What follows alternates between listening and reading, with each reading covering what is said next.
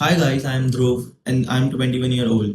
मैं 3 साल से ट्रेडिंग कर रहा हूँ और मैं 3 साल के अंदर 10 स्ट्रेटजीज से भी ज़्यादा बदल चुका हूँ। और मैं आपको आज सबसे इम्पोर्टेंट स्ट्रेटजी के बारे में बताना चाहता हूँ, वो है रिस्क मैनेजमेंट।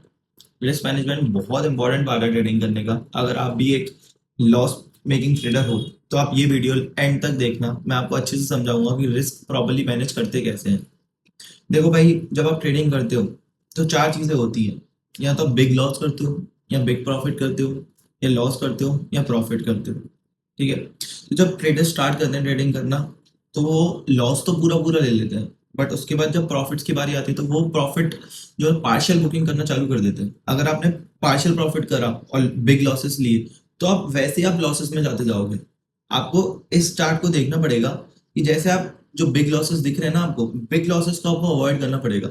जिस दिन से आपने बिग लॉसेस को अवॉइड करना चालू कर दिया ना, उस दिन से आप प्रॉफिटेबल बन जाओगे। बट जब भी लोग ट्रेड करते हैं तो उनके दिमाग में फियर होता है। वो फियर होता क्यों है? वो फियर इसलिए आता है क्योंकि भाई उन लोगों की स्ट्रेटजीज बिल्कुल टेस्टेड ही नहीं होती। आपको अपनी स्ट्रेटजीज को कम से कम भी 100 से 1000 बार आपको स्ट्रेटजीज को बैक टेस्ट करना पड़ेगा। अगर आप एक ही स्ट्रेटेजी के ऊपर बार बार बार बार बार बार वर्क करते जाओगे तो वो धीरे धीरे इंप्रूव ही होती जाएगी। उसको आप अगर बैक टेस्ट करके प्रॉपर जर्नल मेंटेन करोगे उसका, फिर आप लॉन्ग रन में देखोगे कि क्या आपकी स्ट्रेटेजी प्रॉफिटेबल हो रही है या अनप्रॉफिटेबल है। अगर अनप्रॉफिटेबल है तो पहले आप अपनी स्ट्रेटेजी पे वर्क करो, उसके बाद रिस्क मैनेजमेंट पे करना। लेकिन अगर आपकी स्ट्रेटेजी प्रॉफिटेबल है तो केवल और केवल आपको एक ही चीज सीखनी है, रिस्क मैनेजमेंट। लेकिन रिस्क मैनेजमेंट होता क्या है? देखो, जब आप ट्रेड लेते हो उसके दो पॉसिबल आउटकम्स होते हैं। या तो प्रॉफिट होगा या तो लॉस होगा।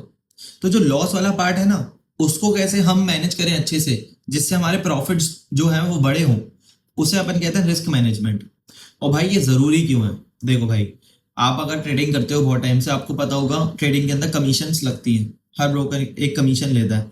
अगर आप लॉसेस कर रहे हो और उसके ऊपर आप कमीशंस भी दे रहे हो, तो आप सोचो कितना सारा अमाउंट आपका जा रहा है। ठीक है। तो आपको प्रॉफिट्स करना तो बहुत जरूरी है ना। आप अपने जो टारगेट सेट करते हो एटलीस्ट उस तक तो पहुंचो।